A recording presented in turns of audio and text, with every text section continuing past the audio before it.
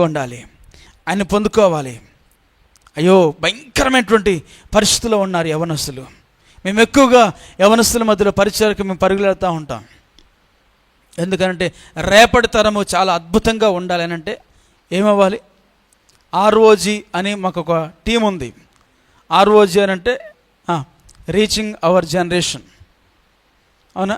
కోల్పోయినటువంటి దానిని తిరిగి మనం పొందుకోవాలి అని అంటే యవనస్తులు చాలా అంటే చాలా అవసరం. సంఘంలో ఈరోజు చూస్తే యవనస్తుల సంఖ్య చాలా తక్కువగా ఉంటుంది. స్త్రీలు కనబడుతున్నారు, పురుషులు కనబడుతున్నారు. ఎందుకు కనబడరానంటే చిన్న వయసు నుంచి కూడా వాళ్ళు ఉండరు కాబట్టి, వాళ్ళకి అలవాట్లేదు కాబట్టి, పెరిగి పెద్దయి పెళ్ళిళ్ళు అయిపోయి వారు బయటకే తిరుగుతూ ఉంటారు. స్త్రీలు మాత్రము మందిరంలో కనబడుతూ ఉంటారు. వాళ్ళకి పునాది ఏమిటనంటే యవన కాలమే వారికి పునాదిగా కనబడుతూ ఉన్నది.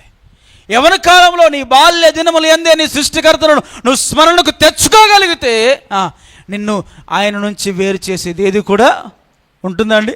ఉండదు. కాబట్టి మా ఉద్దేశం ఏంటంటే యవనస్తులను బాగా దేవుల్లో నడిపించాలి ఏదో ఒక విధంగా.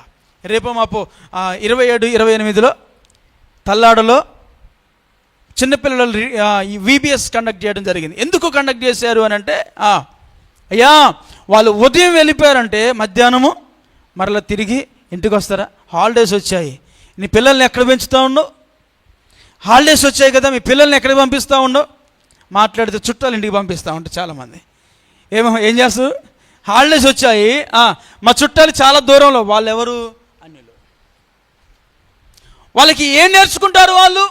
నీకు చేతనైతే నీ పిల్లలు యవనస్తుల్ని దేవుని సంఘంలో సన్నిధిలో పరిచర్యకు పంపించు.